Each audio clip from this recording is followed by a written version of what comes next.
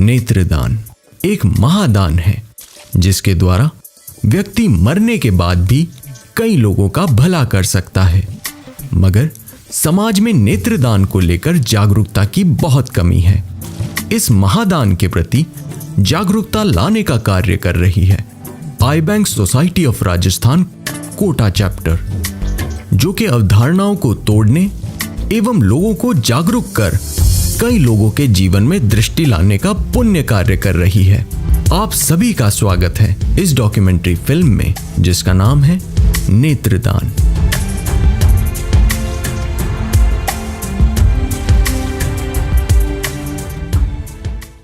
दृष्टि हमारे जीवन का एक महत्वपूर्ण अंग है।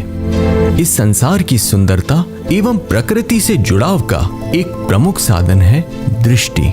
परंतु क्या हो जब आपसे आपकी दृष्टि छिन जाए? तब आपके जीवन में ईश्वर के दूत के रूप में आते हैं वे महादानी जिनके आगे दानवीर कर्ण भी नतमस्तक हो जाए, वो जो परलोक जाने से पहले नेत्रदान कर जाते हैं। आई बैंक सोसाइटी ऑफ राजस्थान की स्थापना सन 2002 में हुई थी। उसी का एक अंग eye bank society of Rajasthan Kota chapter नेत्रदान के लिए समाज की सेवा में प्रवृत्त है। आइए हम मिलते हैं इनके सदस्यों से। मेरा नाम डॉक्टर के गंजोलिया, मैं आई स्पेशलिस्ट हूँ और इस समय eye bank society Rajasthan Kota chapter के अध्यक्ष के रूप में मैं काम कर रहा हूँ। मेरा नाम टिंकू ओझा है और मैं पिछले 9 वर्षों से eye bank society of Rajasthan Kota chapter पर तकनीशियन के पद पर हूँ और मैंने इन गत वर्षों में 1000 से ज़्यादा कॉर्निया मृतदेह से ली हैं। मैं सुरेश सेठवाल हूँ और eye bank society of Rajasthan Kota chapter का मैं वर्तमान में सेक्रेटरी हूँ। मैं जीडी पटेल, सोशल वर्कर और Kota eye bank of Rajasthan Kota chapter का मैं एक अंग हूँ, उपाध्यक्ष तो हुई हूँ। नमस्कार, मेरा नाम डॉक्टर सुरेश पांडे है और मैं eye bank society of Rajasthan Kota chapter का कोऑर्डिनेटर हूँ और वरिष्ठ नेत्र सर्जन निदेशक सूर्य नेत्र चिकित्सालय एवं लेसिक लेजर सेंटर कोटा पिछले 16 वर्ष से कार्यरत हूँ।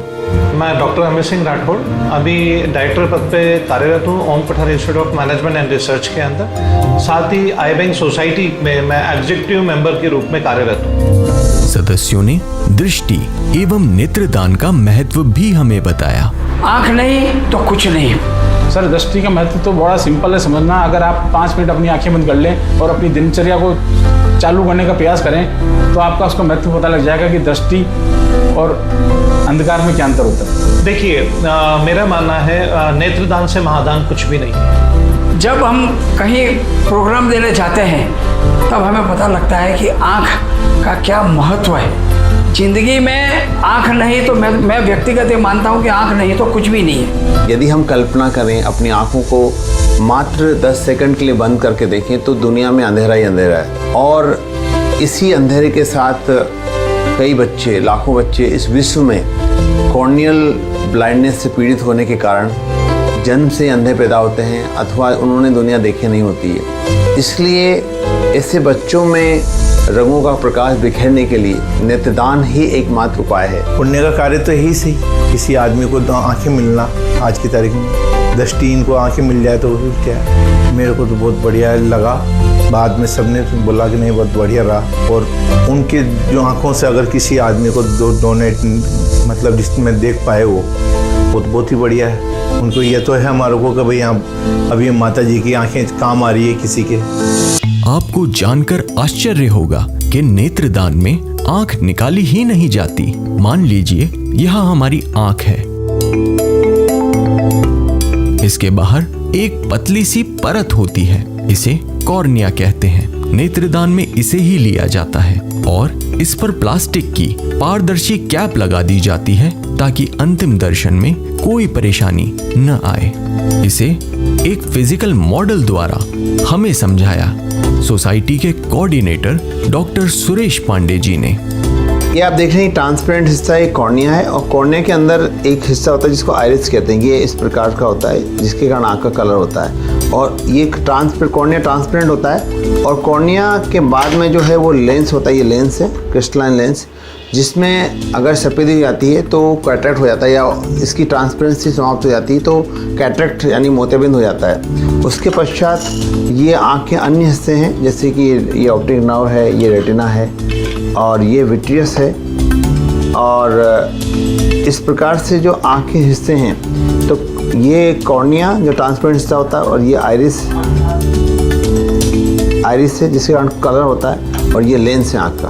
तो इस प्रकार से जो आँख के पार्ट्स होते हैं और आँख इस तरह से फंक्शन करती है। तो ये एक विशेष प्रकार की भ्रांति, पूरी आँख निकाली जाती है, पूरी आँख नहीं निकाली जाती, केवल मात्र इतना सा पार्ट जो कॉर्निया होता है वो निकाला जाता है। जब कॉर्निया किसी कारणवश धुंधला या चोटिल हो जाता है तो व्यक्ति को दिखाई देना बंद हो जाता है। इसी को कॉर्नियल ब्लाइंडनेस या अंधापन कहते हैं। कि कॉर्नियल ब्लाइंडनेस एक बहुत बड़ा कारण है अंधता का। अंधता के कई कारण हैं, जैसे कैटरेक्ट है, ग्लूकोमा है। 50 से अधिक उम्र के व्यक्तियों में कॉर्नियल ब्लाइंडनेस 7.8% है, लेकिन 0 से 49 एज ग्रुप में कॉर्नियल ब्लाइंडनेस एक बहुत मोस्ट लीडिंग कॉज है, एंड दिस इज 37.5%। समूचे विश्व भर में 4 करोड़ 30 लाख व्यक्ति अंधता से पीड़ित हैं, जिसमें से 1 करोड़ 80 लाख व्यक्ति भारतीय हैं। उस 1 करोड़ 80 लाख में से भी 70 से 80 लाख व्यक्ति हुए हैं जो कॉर्नियल ब्लाइंडनेस से पीड़ित हैं। यानी कि विश्व का हर चौथा अंधता से पीड़ित व्यक्ति इंडियन है। Every 4th blind person of the world is Indian. नेत्रदान एक ऐसी चीज़ है जो ना कि किसी लैब में बनती है, ना किसी दुकान पे मिल सकती है, ना ही कृत्रिम है। कॉर्नियल ब्लाइंडनेस के कई कारण हैं। एक तो ये है कि जैसे जब रामायण महाभारत आती थी टीवी में, तो लोग उसको देख करके बच्चे जो है तीर कमान चलाते थे। उस तीर कमान चलाने से बच्चों की आंख में वो तीर चला जाता था। या जैसे स्कूल में बच्चे पढ़ते हैं, पेंसिल से पेन से खेलते हैं, वो आंख में चला जाता है, उसकी वजह होता है। या कई बार भी क्या होता है कि आंख में जैसे आंख आ जाती है किसी में, अगर उसका प्रॉपर इलाज नहीं होता तो फिर कॉर्नियल ब्लाइंड हो जाता है। फैक्ट्रीज में जो वर्कर्स काम करते हैं तो वहाँ एसिड एल्कली बर्न हो जाता है, उस एसिड एल्कली बर्न से ही होता है। या जैसे रोड एक्सीडेंट होते हैं, रोड एक्सीडेंट में जब लगता है तो उससे कॉर्नियल ब्लाइंडनेस होती है। तो ये कुछ मुख्य कारण है कॉर्नियल ब्लाइंडनेस के। आइए नेत्रदान के विषय में गहराई से जानकारी लेते हैं सदस्यों से। सबसे बड़ी बात तो एक भी हमारा कार्यकर्ता पेड नहीं है। सारे कार्यकर्ता अध्यक्ष से लेकर नीचे तक निःशुल्क सेवाएं देते हैं हम। तो यदा कदा ऐसा होता है तो मुझे कॉल आता है या मेरे मेंबर्स को कॉल आता है, जो एग्जीक्यूटिव मेंबर हैं या स्पीकर सर हैं, उनको कॉल आता है तो वो मुझे रेफ़र कर देते हैं कि ऐसे ऐसे लोकेशन है, इस एड्रेस पे आपको जाना है, परिवार ऑलरेडी रेडी है। तो जैसे ही कॉल आता है, या रात के 12 बजे हों, दिन 24/7 मैं इस चीज़ के लिए तत्पर हूँ। और जब कभी भी ऐसा होता है तो मैं अपने घर से निकलता हूँ, चाहे मैं किसी भी पोजीशन में हूँ, तो मैं एड्रेस और मोबाइल नंबर लेके दिवंगत परिवार के आवास पर पहुंचकर वहाँ मेडिकल एक क्वारीज होती हैं कि हम लोग वहाँ जाके ये देखें कि वो मेडिकली फिट है या नहीं है, क्योंकि नेत्रदान लेने से पहले ये सुनिश्चित करना बहुत ही आवश्यक है तो वहाँ किसी के उपयोग होगी या नहीं। कोई भी व्यक्ति, चाहे वो डायबिटीज से पीड़ित है, हाइपरटेंशन से है, या उसने मोतियाबिंद का ऑपरेशन कर चुका है, या ग्लूकोमा पीड़ित है, वो मतलब जो चश्मा लगाता है वो नेत्रदान कर सकता है। कुछ व्यक्ति हैं जैसे टेटनस है, रेबीज है, HIV है, या कैंसर से पीड़ित व्यक्ति हैं, या जो स्नेक बाइट के हैं, या जिनकी जलने से मृत्यु हुई है या डूबने से वजह से मृत्यु हुई है, उन लोगों का हम नेत्रदान प्राप्त कर सकते हैं, क्योंकि वो नहीं होता। सब कुछ सूटेबल होने के पश्चात हम लोग आई एग्जामिन करते हैं। सूटेबल पाए जाने पर हम लोग अपनी सर्जिकल प्रक्रिया करते हैं। पहली बात तो हम मुझे बताते हैं कि नेत्रदान प्रक्रिया सिर्फ 15 से 20 मिनट की होती है और इसमें किसी का कोई खर्चा नहीं करना पड़ता। कंसेंट का अहमियत मैं आपको बता दूं कि ह्यूमन ऑर्गन ट्रांसप्लांट एक्ट के तहत आता है। बिना किसी कंसेंट के हम लोग देह को हाथ भी नहीं लगा सकते, डोनर की बॉडी को। कंसेंट केवल और केवल नेक्स्ट ऑफ किन, फैमिली जो ब्लड रिलेशन में है, संबंधी ही दे सकता है। परिवार का कोई अदर रिलेटिव इस चीज़ के लिए अधिकृत नहीं होता है। दूसरा इसमें किसी तरह का कोई खून नहीं निकलता है या कुछ नहीं होता। सर्जिकल प्रोसीजर में ऑपरेशन जैसे लाइव किसी देह पर करते हैं, ऑपरेशन लाइव करते हैं, ऐसे ही डेड बॉडी पे होता है। इसको हाइजीन तरीके से एक मेडिकल प्रोसीजर के तहत, aseptic procedure, surgical procedure, then हम लोग उसको रिमूव करते हैं। तो पूरा प्रॉपर गाउनिंग, सर्जिकल ग्लव्स वगैरह और असिस्ट के तौर पे वहाँ पे वॉलंटियर्स होते हैं। तो सबसे पहले स्पेकुलम इंसर्ट करते हैं आइज़ में, तो उससे आइज़ ओपन रहती है। 15 से 20 मिनट का प्रोसीजर है। इस दौरान हम लोग जैसे ही आइज़ ओपन करते हैं तो एक असिस्ट जो करते हैं हम लोगों को, वो ड्रॉप डालते हैं बीच बीच में, प्रॉपर लाइटनिंग रखते हैं, जिससे मैं अच्छे से कॉर्निया को एक सुरक्षित ब्रिंगिंग करके और मैं उसको उसके उद्देश्य तक पहुंचा पाऊँ। तो उस प्रक्रिया के दौरान में परिवार भी वहीं रहता है। ऐसा नहीं है कि परिवार को कोई आहत हो या कोई, क्योंकि सबसे बड़ी बात है इसमें ब्लड लेस प्रोसीजर है, कहीं भी कोई रक्तविहीन प्रक्रिया है, 1 ड्रॉप ब्लड नहीं आता है। मृत्यु उपरांत भी उसकी जो है डेड बॉडी का पूरे सम्मान के साथ में काम किया जाता है। आफ्टर प्रोसीजर हम लोग चेहरे को बिल्कुल क्लीन कर देते हैं, ये भी महसूस नहीं होता अंतिम दर्शन में कि किसी का नेत्रदान भी हुआ है। नेत्रदान के क्षेत्र में कई चुनौतियां आती हैं, उन्हीं पर चर्चा करते हैं सोसाइटी के सदस्यों से। चुनौतियों में यही है कि एक तो अशिक्षा, लोगों में अशिक्षा है, लोग मतलब समझते नहीं है कि लोगों को कन्विंस करना एक इतना बड़ा मतलब प्रॉब्लम है कि लोगों के भेजे में उतारने में हमें बहुत दिक्कत आती है। तो इन सब भ्रांतियों के लिए अवेयरनेस के प्रोग्राम जो आई विंग सोसाइटी और राजस्थान कोटा चैप्टर है उसके द्वारा पूरे साल किए जाते हैं। हमने एक नया स्टार्ट किया है कि उनके परिवारों को हम सम्मानित करते हैं, क्योंकि उन परिवारों ने उस दुख के समय में मतलब एक ऐसा निर्णय लिया अपने नेत्रदान परिजन का नेत्रदान करवाने का, जो कि थोड़ा सा डिफिकल्ट लगता है। हम क्या करते हैं कि जैसे स्कूल है, हम स्कूलों में जाते हैं, स्कूलों में 10वीं 11वीं 12वीं के बच्चों से हम जो है इंट्रोगेट करते हैं। इसी तरह से कॉलेजेस में जाते हैं, यूनिवर्सिटीज़ में जाते हैं, तो हम वहाँ जाकर के इन बच्चों को बताते हैं कि भाई नेत्रदान क्या होता है। जैसे हम पिछले 2 साल से हम जेल में जाते हैं, जो कैदी हैं, जो महिला कैदी हैं या पुरुष कैदी हैं, उनको हम बताते हैं कि भाई पता नहीं आपने गलती से या कैसे कोई आप ऐसा अपराध किया हुआ जिसके आप सजा भुगत रहे हैं, मृत्यु के उपरांत आप नेत्रदान करें तो एक बहुत बड़ा पुण्य आपको मिलेगा। जो जिन लोगों को जरूरत है वो भी तो हमारे भाई है, तो क्यों ना उनके लिए हम करें। हम जब शपथ पत्र भरवाते हैं तो शपथ पत्र भरवाने के बाद में हम उनको एक सर्टिफिकेट देते हैं, अभिनंदन पत्र देते हैं कि हम आपका स्वागत करते हैं, आपका अभिनंदन करते हैं। चुनौतियाँ तो बहुत है था। नेत्रदान पहले तो उनका संकल्प पत्र भराना ही बहुत मुश्किल लगता है, पर जब हम उनको 2 4 5 एग्जाम्पल देते हैं तब उनके दिमाग में आता है कि हाँ भाई नेत्रदान तो करना चाहिए। नेत्रदान निधन से पहले तो करना नहीं है, तो डरने की तो कोई बात ही नहीं है। सबसे बड़ी समस्या क्या होती है कि नेत्रदान को लेकर कई सारी भ्रांतियां हैं, जैसे कि पूरी की पूरी आंख निकाली जाएगी, चेहरा कुरूप हो जाएगा, अंतिम दर्शन में व्यवधान पैदा होगा, अंतिम क्रिया में इसमें डिले होगा। ऐसी अनेकों भ्रांतियां हैं और मरने के बाद व्यक्ति अगले जन्म में अंधा पैदा होगा। तो हम उनको ये बताते हैं कि मान लीजिए आप कहीं जा रहे हैं, आपका एक्सीडेंट हो गया, आपका पैर कट गया या आपका हाथ कट गया, तो क्या अगले जन्म में आप लंगड़े लूले पैदा होंगे? नहीं। उसी तरह से अगर अपन नेत्रदान करते हैं तो आप अंधे पैदा नहीं होंगे, आपको पूरी रोशनी मिलेगी। श्री टिंकू ओझा जी कोटा जिले के एकमात्र अधिकृत व्यक्ति हैं जो नेत्रदान ऑपरेट कर सकते हैं। पूरे जिले में अकेले नेत्रदान का कार्य फील्ड पर जाकर करना बहुत चुनौतीपूर्ण होता है। आइए जानते हैं कैसे। एक बार मेरी वाइफ बीमार थी और मैं उसको हॉस्पिटल में भर्ती करके आया था। उस दौरान मेरे पास एक कॉल आया कि आई डोनेशन का कॉल है, आपको जाना पड़ेगा।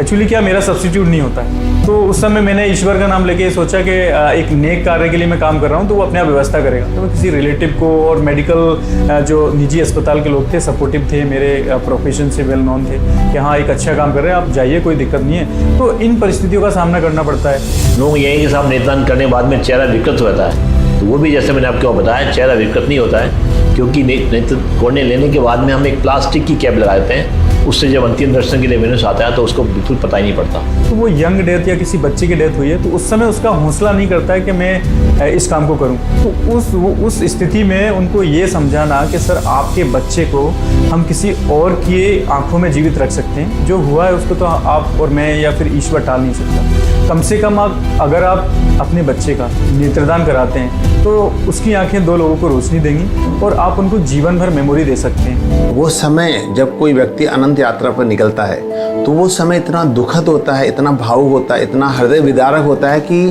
अधिकांश व्यक्तियों के मस्तिष्क में उस समय नेत्रदान की बात आ ही नहीं पाती है। तो सबसे बड़ी चुनौती है कि उस घड़ी में कोई एक संदेश वाहक बनकर उनको कन्विंस करे। और ये कहें कि थोड़ा डरावना लग सकता है आपको, लेकिन मैंने मुक्ति धाम में चिताओं के बीच में कई बार नेत्रदान लिया है। एक्चुअली होता क्या है कि फैमिली में तो कई बार प्रोसीजर हम लोग घर पे ना करके परिवार का एक अनुरोध होता है कि सर आप ऐसा कीजिए, मुक्ति धाम में ले लीजिएगा, अब बच्चे हैं, लेडीज़ हैं, तो इस चीज़ के लिए वो शायद देख ना पाएँ, तो इमीडिएटली मुक्ति धाम में हम लोगों को भागना पड़ता है। चिताएँ जल रही हैं, अंत्येष्टि चल रही है, तो उस दौरान भी हम लोगों ने मृत शैया पे नेत्रदान लिए हैं, और इस चीज़ में कई उदाहरण मेरे पास है। कुछ लोगों को यह है कि साहब ये धार्मिक भावना के खिलाफ है, तो ऐसा कुछ नहीं है। भारतवर्ष में तो मतलब दान की प्रक्रिया शुरू से रही है।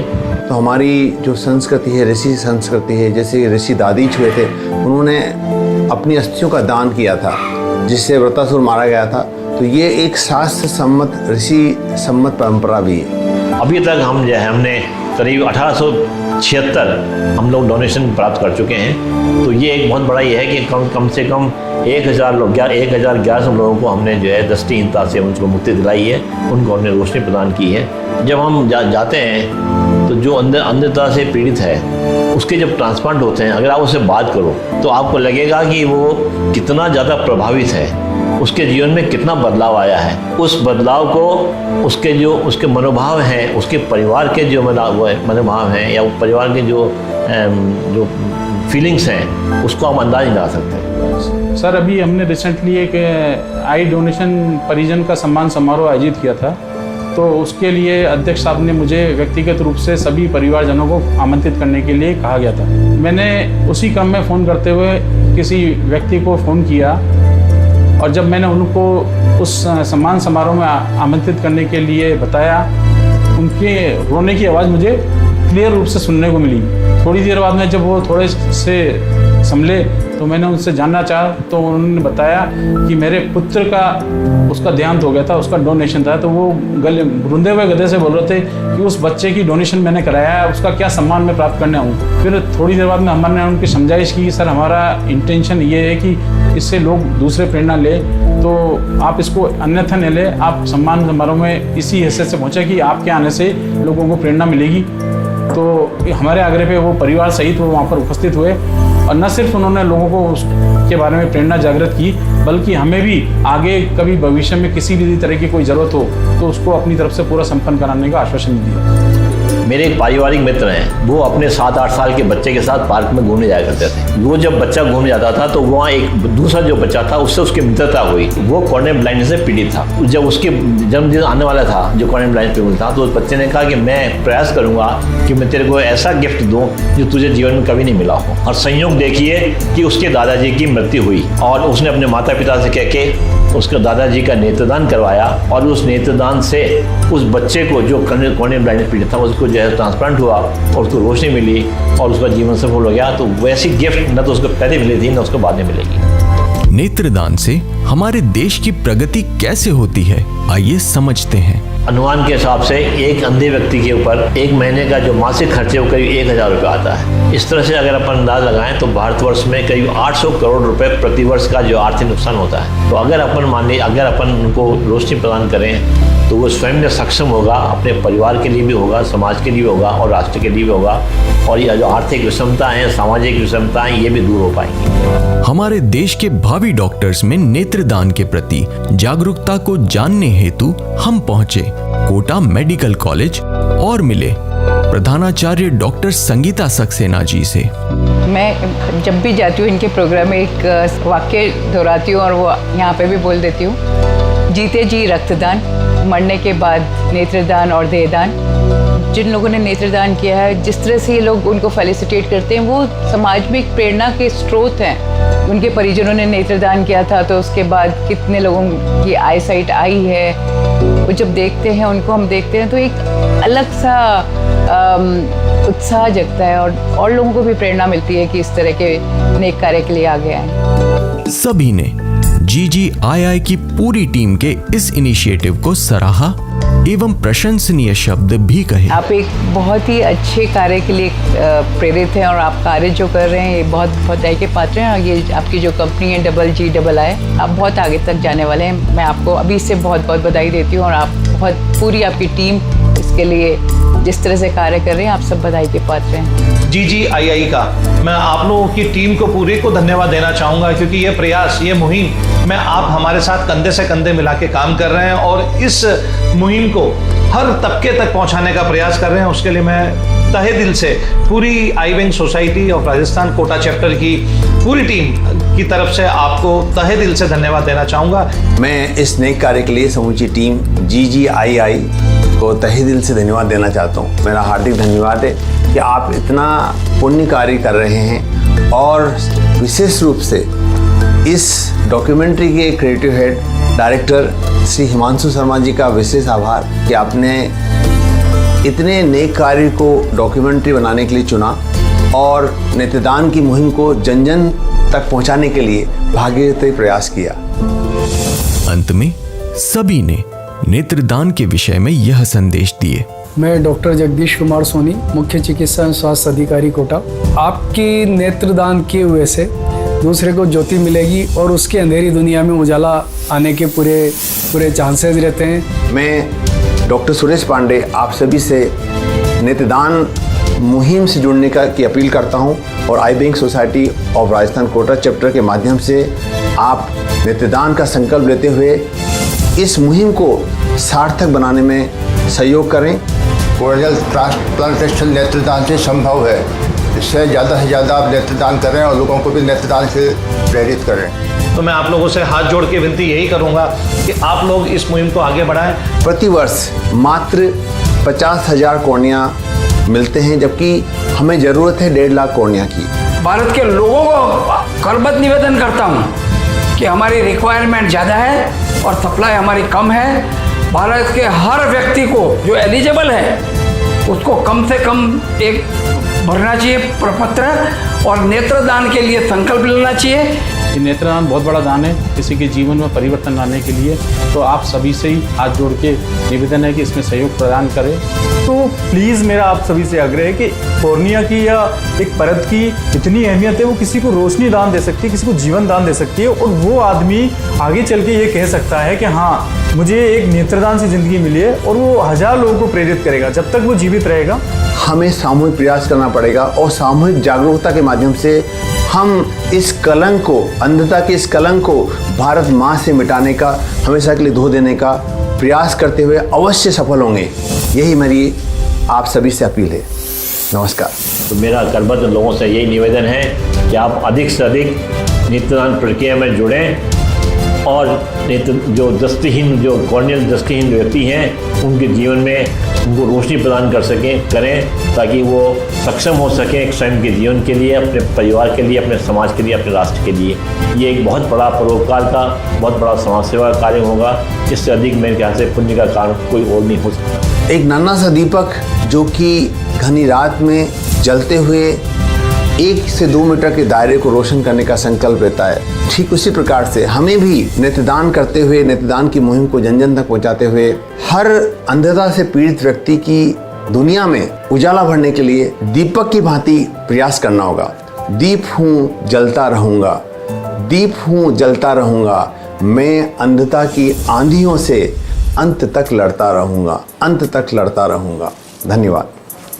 GGII की डॉक्यूमेंट्री सीरीज में आज इतना ही। फिर आपसे भेंट होगी किसी प्रेरणादायक, देश को आगे बढ़ाने एवं विकास की ओर ले जाने वाले विषय पर। तब तक के लिए हमें यानी GGII की संपूर्ण टीम को आज्ञा दीजिए। धन्यवाद।